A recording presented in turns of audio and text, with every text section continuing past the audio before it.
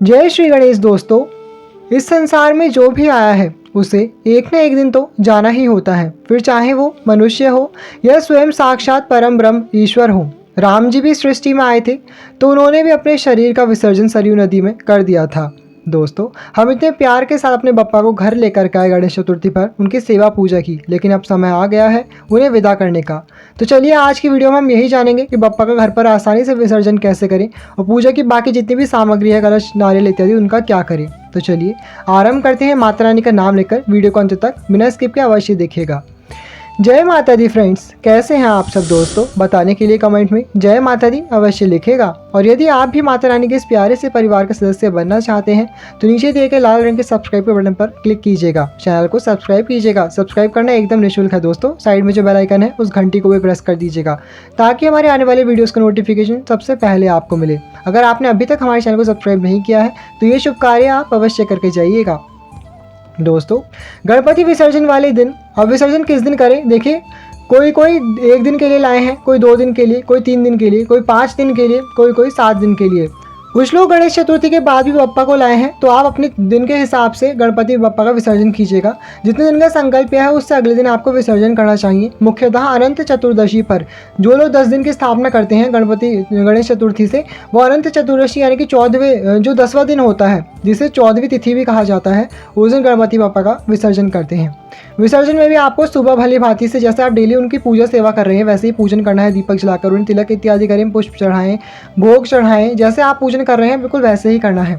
अंत समय में उन्हें भरपेट भोजन करा कर के अवश्य भेजिएगा। कोई भी स्वादिष्ट व्यंजन बनवा लीजिएगा। अगर आपने जैसे व्रत इत्यादि भी किया है 10 दिन तक, तो उसका पारण करने के लिए भी आपको अन्न का सेवन करने के लिए स्वादिष्ट अन्न का कोई भी भोजन बना लीजिए। आप पूरी, हलवा, सब्जी इत्यादि बना सकते हैं। उसका भी बप्पा को भोग लगाएं। जो भी भोग, प्रसाद, मोदक है, सबका विधिवत आपको वैसे ही बप्पा का पूजन करना है।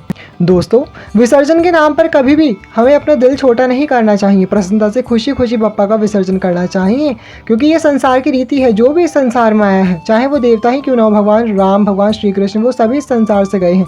बप्पा को हमने मेहमान की तरह अपने घर पर बुलाया था। मेहमान भी आते हैं तो उन्हें भी एक न एक दिन जाना ही होता है। और बप्पा कोई हमेशा के लिए थोड़ी ना जा रहे हैं, अगले साल बप्पा फिर आएंगे। दोस्तों, इसलिए आपको अपने बप्पा का खुशी खुशी विसर्जन कर देना चाहिए। जो भी आपने सात्विक भोजन बनाया है, भोग लगाया है, बप्पा को उसका भोग लगाएं। आपको वो भोजन की थाली किसी भी ब्राह्मण को दे आनी चाहिए, या घर पर ब्राह्मण आकर के आपका पूजन भोग इत्यादि कर सकते हैं तो बहुत अच्छी बात है। लास्ट डे आपको ऐसा अवश्य कर लेना चाहिए अगर आपने 10 दिन का संकल्प किया है व्रत का और स्थापना का। तो जैसे कि हमने आपको वीडियो के स्टार्टिंग में ही बताया था कि इको फ्रेंडली गणेश जी लाएं, यानी कि जिससे हमारा पर्यावरण दूषित ना हो। ऐसे मिट्टी के, पत्थर इत्यादि के गणपति लाएं। कोई भी प्लास्टिक, फाइबर, इस तरीके के गणपति ना लाएं जिनसे पर्यावरण दूषित होता है। तो आप इनका विसर्जन, अगर आपके मिट्टी के गणपति हैं तो आप आसानी से अपने घर पर भी कर सकते हैं। लेकिन अच्छा यही है, अगर आप जा सकते हैं तो नदी में, तालाब में, किसी पवित्र नदी, तालाब, सरोवर, समुद्र में आपको बप्पा का विसर्जन कर देना चाहिए। अगर आपके पास सुविधा नहीं है तो आप अपने घर में भी आसानी से किसी भी पात्र में शुद्ध जल भर करके, किसी बाल्टी या टब ले लीजिए बड़ा सा, उसमें जल भर करके उसी में बप्पा का विसर्जन कर दीजिए। या फिर अगर आपके घर में कोई गमला, पेड़ पौधा हो, उसमें जल भर करके आपको बप्पा का विसर्जन कर देना चाहिए।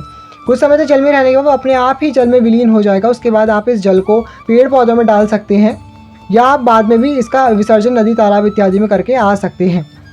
अगर आप मेटल के यानी कि धातु के गणपति लाए हैं, पीतल इत्यादि के, तो उनका आपको विसर्जन नहीं करना है। और यदि आपके मिट्टी के गणपति तो उनका विसर्जन आपको अवश्य करना चाहिए। मिट्टी की मूर्ति को घर में स्थापित नहीं करते, घर में मेटल की मूर्ति स्थापित की जाती है। इसलिए आपको अपने जो गणपति हैं उनका और उनके साथ जो रिद्धि सिद्धि जी हैं उनका भी विधिवत विसर्जन करना है। एक बात और दोस्तों, गणपति की प्रतिमा का और हमारे जितने भी व्रत पूजा के नियम और पूजन सामग्री है उनका विसर्जन किया जाता है। गणेश जी का वास्तव में कभी भी विसर्जन नहीं किया जाता। जी हाँ, ये बात आपको सुनने में थोड़ी आश्चर्यचकित लगेगी, लेकिन आप किसी ब्राह्मण से, किसी अच्छे ज्योतिष जो पंडित जी होते हैं उनसे भी पूछिएगा। जब वो भी घर में पूजा कराते हैं ना, लास्ट में सभी देवी देवताओं को विसर्जन करते हैं, उन सभी से प्रार्थना करते हैं कि आप यहाँ से पधारिए अपने घर को। लेकिन वो ये बोलते हैं कि सिर्फ लक्ष्मी गणेश जो है वो हमारे घर पर सदैव निवास करें। लक्ष्मी गणेश को छोड़कर बाकी सभी देवी देवता यहाँ से प्रस्थान करें। तो लक्ष्मी गणेश ऐसे देवता है जिनका निवास हर कोई अपने घर में चाहता है, कोई भी उन्हें विदा नहीं करना चाहता। तो इसलिए आपको कभी भी उनसे इस प्रकार की प्रार्थना नहीं करनी चाहिए कि आप अपने घर परिवार सहित अपने स्थान को पधारें हमारे घर से, ऐसा नहीं बोलना चाहिए। बल्कि बोले कि आप सदैव यही निवास करके अपनी कृपा दृष्टि बरसाएं। अब मैं अपने व्रत पूजा के नियम, आपकी प्रतिमा, पूजन सामग्री, जितनी भी पूजा है उन सभी का विसर्जन करता हूँ। इस प्रकार से आप बोलकर, संकल्प लेकर उनका विसर्जन कर सकते हैं। अगर आपने इन 10 दिनों में हवन किया है बहुत अच्छी बात है, अगर नहीं किया है तो लास्ट डे आपको कोशिश करके हवन अवश्य कर लेना चाहिए। छोटा सा कर लीजिए, बड़ा नहीं कर सकते तो थोड़े से कंडे जलाकर उपला जला करके उस पर आपको घी से हवन करना चाहिए। जो भी आपने सात्विक भोजन बनाया है, पूरी सब्जी हलवा मिठाई जो भी आपने रखी हो, उसका भी थोड़ा थोड़ा इसमें भोग लगाना चाहिए आपको और हवन सामग्री से हवन कर लेना चाहिए। ओम श्री गणेशाय नमः, गंगणपति नमः बोल करके आपको पूर्णाहुति अवश्य कर लेनी चाहिए। यदि आपने गणेश जी के मंत्रों का अनुष्ठान किया है तो उसका दशांश हवन यानी कि जितने मंत्र आपने जपे हैं उनका 10% कर लीजिए, 10% कर लीजिए। जितनी संख्या होगी उतना हवन आपको अवश्य कर लेना चाहिए। दोस्तों, हम आप सभी के लिए इतने प्रयास करते हैं और आपसे बस इतना ही आग्रह बार बार करते हैं कि यदि आप चैनल को सब्सक्राइब करना भूल गए हैं तो अभी जल्दी सब्सक्राइब कर दीजिएगा। अगर आप हमारे चैनल पर पहली बार आए हैं तो ये एकदम फ्री का काम है, आप हमारे लिए इतना तो कर सकते हैं। हमारे लिए बहुत ही महत्वपूर्ण है आपका एक सब्सक्राइब, बिल्कुल वैसे ही जैसे हमारे वीडियोज़ आपके लिए महत्वपूर्ण हैं। इसलिए प्लीज़ चैनल को अवश्य सब्सक्राइब कीजिएगा, आप भी हमारे इस खूबसूरत से परिवार का सदस्य बनिएगा और बेल आइकन भी प्रेस कर दीजिएगा। इस प्रकार से अपना हवन पूजन डेली जो आप करते हैं उसी प्रकार से करके आपको आरती करके अपनी पूजा कंप्लीट कर लेनी चाहिए। गणपति बप्पा को जब भी विदा करेंगे पूरे उत्सव के साथ ढोल नगाड़े बजाते हुए, भजन कीर्तन करते हुए, होली खेलते हुए लोग जाते हैं। तो आप छोटी सी होली खेल सकते हैं अगर अपने घर पर ही हवन विसर्जन कर रहे हैं तो। अगर बाहर जा रहे हैं तो बहुत अच्छी बात है, पूरे परिवार के साथ जाइए अगर जा सकती हैं तो। पूरे भजन कीर्तन करते हुए, ढोलक इत्यादि बजाते हुए जाइए, होली खेलते हुए जाइए, रंग लगाते हुए, फिर बप्पा का आपको विसर्जन कर लेना चाहिए। अगर आप किसी भी बड़ी पवित्र नदी में विसर्जन कर रहे हैं, गंगा इत्यादि में, तो बहुत अच्छी बात है, वरना अगर घर पर भी कर रहे हैं तो भी आपको जल में गंगा जल अवश्य मिला लेना चाहिए। ये सारी तैयारी आपको पहले ही करके रख लेनी चाहिए। आरती कंप्लीट करने के बाद थोड़ा सा जल लेकर बाएं से दाएं 2 बार आपको घुमाकर आरती ठंडी कर लेनी चाहिए। इसके बाद बप्पा से जो भी हमारे इन 10 दिनों में पूजा पाठ में भूल चूक कमी अपराध हुए हैं उन सभी के लिए हमें क्षमा अवश्य मांग लेनी चाहिए। क्षमा के लिए हाथ में थोड़े से पुष्प लेकर के, अक्षत लेकर के आप क्षमा बोल सकते हैं। आवाहनम न जानामि विसर्जनम पूजाम चैव न जानामि क्षम्यताम परमेश्वर मंत्रहीनम क्रियाहीनम भक्तिहीनम सुरेश्वरी यत् पूजितम मया देव परिपूर्णम तदस्तु मे। इस प्रकार संस्कृत में बोल सकते हैं। अपनी भाषा में दिल से, सच्चे दिल से आपको प्रार्थना करनी चाहिए कि प्रभु हमारे इस पूजा पाठ में जितने भी हमने दिन आपकी सेवा की, इसमें यदि कोई कमी रह गई हो, भूल चूक कमी ज़्यादा हो गया हो तो क्षमा कर दीजिएगा। हमसे सदैव प्रसन्न होकर अपनी कृपा दृष्टि हमारे घर परिवार पर सदैव बनाए रखिएगा। दोस्तों, इस प्रकार से पूजा कंप्लीट करने के बाद समय आ गया है बप्पा को विदाई देने का। विदाई से पहले बप्पा को खाली हाथ ना भेजें। आप उनके लिए थोड़ा सा भोजन या कुछ भी आप एक कपड़े में पोटली बना लीजिए, पोटली में आप मेवे रख सकते हैं, कोई भी भोग का सामान रख सकते हैं, लड्डू इत्यादि रख सकते हैं। वो पोटली बांध करके आपको बप्पा के साथ रखनी चाहिए। बप्पा के कंधे पर टंगा दीजिए अगर स्थान है तो, और बप्पा के साथ रख दीजिए। बप्पा को रास्ते में भूख लग सकती है, इसलिए हमें उनके साथ थोड़ा सा भोजन अवश्य देना चाहिए। दोस्तों, यदि आपको हमारे वीडियो अच्छे लगते हैं तो वीडियो को लाइक अवश्य कीजिएगा। आप लोग लाइक करना भी भूल जाते हैं, आपसे इतनी विनती है वीडियो को लाइक ज़रूर कर दीजिएगा। इससे हमें बहुत ही प्रोत्साहन मिलता है, हमें पता चलता है कि लोगों को हमारी वीडियोस अच्छे लग रहे हैं। हमें आगे भी आप सभी के लिए इसी प्रकार से प्रयास करते रहना चाहिए। तो दोस्तों, लाइक अवश्य कर दीजिएगा।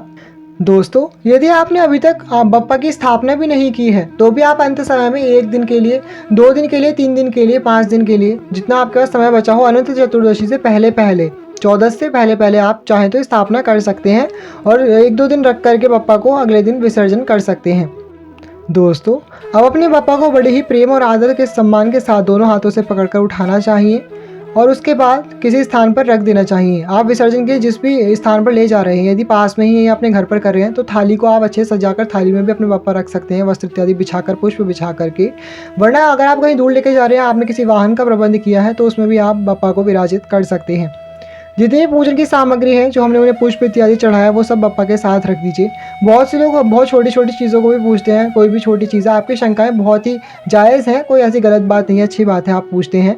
लेकिन आपको बता दें कि पूजा में आपको जितनी भी चीज़ों का आपको समझ में ना आए ना कि क्या करना है, तो विसर्जन करना सबसे श्रेष्ठ माध्यम है। कोई भी पूजा का सामग्री बच जाती है, फल फूल इत्यादि जो भी ऐसी चीज़ होती है समझ नहीं आ रहा तो उसका विसर्जन कर दीजिए। जो हमारा कलश है उसे गड़बड़ कर लीजिए हिला करके थोड़ा सा इस प्रकार से। उसके बाद ही आपको दोनों हाथों से पकड़कर अपना नारियल उठाना चाहिए और आम के जो पत्ते हमने इसमें लगाए थे, अशोक इत्यादि के जो भी आपने लगाए हो, उन्हें भी हमें उतार कर बप्पा के साथ रख लेना चाहिए। आप अलग से भी किसी पॉलिथीन में बाकी पूजा का सामान विसर्जन के लिए रख सकते हैं या बप्पा के साथ ही रख लीजिए, लेकिन साफ सुथरा सामान ही बप्पा के साथ रखना चाहिए। जैसे हमारे धूप बत्ती दीपक इत्यादि की बाती वगैरह भी होती है जली हुई, वो सब आप भी विसर्जन कर सकते हैं, लेकिन उन्हें अलग रखें बप्पा से थोड़ा। जो भी भोग प्रसाद हमने बप्पा को चढ़ाया है वो आप लास्ट से सब में भोग रूप में वितरित कर सकते हैं। बहुत से लोगों ने पूछा कि जो गट यानी कि गोला चढ़ाया था सूखा हुआ नारियल गुड़ भर के, वो भी आपको लास्ट से उठाकर सब में प्रसाद स्वरूप वितरित करना चाहिए। जो भी दक्षिणा आपने चढ़ाई वो आप किसी मंदिर में या ब्राह्मण को दान कर सकते हैं। जो थाली हमने आपको बताई ना भोजन की दान करने के लिए, उसमें भी आप ये दक्षिणा रख करके, फल रख करके, जो आपने फल चढ़ाए हैं वो आप ब्राह्मण को दान कर सकते हैं। और ये वाले फल आप सब में प्रसाद स्वरूप भी बांट सकते हैं, जो भी भोग की सामग्री है। जो हमने नारियल कलश पर से उठाया है उसे भी फोड़कर सब में बघारना चाहिए, सब में बांटना चाहिए प्रसाद स्वरूप। और ये कमलगट्टे और इलायची आप किसी भी पीले वस्त्र में, रेशमी वस्त्र में बांधकर अपने धन के स्थान पर रखते हैं या कारोबार के स्थान पर रखते हैं तो वृद्धि होती है दोस्तों। इसलिए आपको ये उपाय भी अवश्य कर लेना चाहिए। कलश का जो जल है उसे पूरे घर में आपको छींटे देने के बाद वो भी बप्पा के साथ आप विसर्जित कर सकते हैं। अपने घर पर ही किसी गमले में आपको विसर्जित कर देना चाहिए। ध्यान रहे तुलसी के गमले में आपको विसर्जन नहीं करना है इस जल का। और ये जितने भी अक्षत पूजा में प्रयोग हुए हैं, चावल स्थापना इत्यादि के, वो सब आप अपने छत पर चिड़ियों को, पंछियों को डाल सकते हैं, वो खा लेंगे। या फिर इनका भी आप विसर्जन कर दीजिए। जिस चीज़ का समझ में ना आए उस चीज़ का आपको विसर्जन कर देना चाहिए जल में। बाकी जितने पूजन की सामग्री, जैसे मैं हल्दी, तिलक, सिंदूर इत्यादि चढ़ाया है, इनका आप डेली प्रयोग कर सकते हैं अपने मस्तक पर तिलक लगाने के लिए। बप्पा का प्रसाद है, डेली लगाइए, आपको सफलता मिलेगी हर क्षेत्र में। बाकी जितना पूजन का सामग्री है ना, बर्तन, लोटे इत्यादि, ये सब आप अपने मंदिर में वापस रख सकते हैं। सारी चीज़ें मंदिर में दोबारा यूज़ कर लीजिएगा पूजा में, ऐसी कोई बात नहीं है। बाकी जो लाल वस्त्र है ये भी आपको बप्पा के साथ विसर्जित कर देना चाहिए या फिर ब्राह्मण को दान कर दीजिएगा। पुष्प इत्यादि सब बप्पा के साथ आपको विसर्जित करने चाहिए। जो अखंड दीप है, जब तक वो जल रहा है तब तक उसे प्रज्वलित रहने दीजिए, उसे कभी भी स्वयं नहीं बुझाना चाहिए। ये जो पान का पत्ता मैंने बप्पा को चढ़ाया था ना, उसे आप लास्ट दिया तो हवन में चढ़ा सकते हैं या फिर वो भी बप्पा के साथ विसर्जित कर दीजिए। हवन में चढ़ा दीजिए और भी अच्छी बात है। अखंड दीप जब तक जल रहा है तब तक आपको चौकी नहीं हटानी है। जब वो शांत हो जाएगा उसके बाद ही आपको चौकी हटा लेनी चाहिए। बाकी देखिए बप्पा को हमने यहाँ पर रख लिया है अलग से। अब उन्हें उठा करके आप जश्न मनाते हुए, उत्सव मनाते हुए, भजन कीर्तन करते हुए, नारे लगाते हुए, गणपति बप्पा मोरया, मंगल मूर्ति बोरया, गणपति बप्पा मोरया, अगले बरस तू जल्दी आ, इस प्रकार से बोलते हुए आप उन्हें ले जा सकते हैं विसर्जन के लिए। और जहाँ पर भी विसर्जन करेंगे वहाँ पर आपको नंगे पैरों बप्पा को उतर कर वहाँ पर विसर्जन कर देना चाहिए। फिर आपको पीछे मुड़ करके नहीं देखना चाहिए। उन्हें खुशी खुशी विसर्जन कीजिए और अपने घर आ जाइए पूरे परिवार के साथ। देखिए ये वीडियोस हम डेमो के लिए बनाते हैं, आप सभी को समझाने के लिए, पहले ही रिकॉर्ड कर ली होती हैं। ये मेरी रियल पूजा और विसर्जन नहीं है गणेश चतुर्थी का, तो इसलिए मैंने अपने बप्पा का आपको विसर्जन करके नहीं दिखाया है। इसके लिए हमें खेद है, हम क्षमा चाहेंगे। लेकिन ये वास्तविक विसर्जन नहीं है हमारे बप्पा का, तो इसलिए हमने आपको सिर्फ समझाने के लिए बताया है। इसलिए वीडियो बस यहीं तक शूट की है। इसके बाद बहुत ही सिंपल है, अब आपको ले जाना है अपने पापा जहाँ पर विसर्जन करना है, वहाँ पर आप इनका विसर्जन करके अपने घर आ जाइए। और घर आकर भी आपके घर में जो भी गणपति स्थापित है उनसे क्षमा मांग लीजिए कि हे प्रभु, स्थापना विसर्जन से लेकर के हमने सभी नियमों का पालन किया, इसमें यदि कोई भूल चूक हुई हो तो क्षमा कर दीजिएगा। इस प्रकार से करके आप अपने पापा का विसर्जन कर सकते हैं। पूरी वीडियो में यदि आपको कोई डाउट हो, मन में कोई प्रश्न उठा हो, तो आप हमसे कमेंट में निसंकोच होकर के पूछ लीजिएगा दोस्तों। हम आप सभी की सहायता के लिए हैं। एक बार फिर से आग्रह करेंगे, चैनल पर पहली बार आए हैं तो सब्सक्राइब अवश्य करके जाइएगा। वीडियो को लाइक कीजिएगा, दूसरों से भी शेयर कीजिएगा ताकि वो भी जान पाएंगे किस प्रकार से सरलतापूर्वक अपने बप्पा का विसर्जन कर सकते हैं। आशा है आपको हमारी प्रस्तुति पसंद आई है तो बताइएगा ज़रूर कमेंट करके, वीडियो को लाइक कीजिएगा। अब मिलेंगे अगली वीडियो में और भी अद्भुत जानकारी के साथ। तब तक के लिए thank you all, love you all, जय माता दी।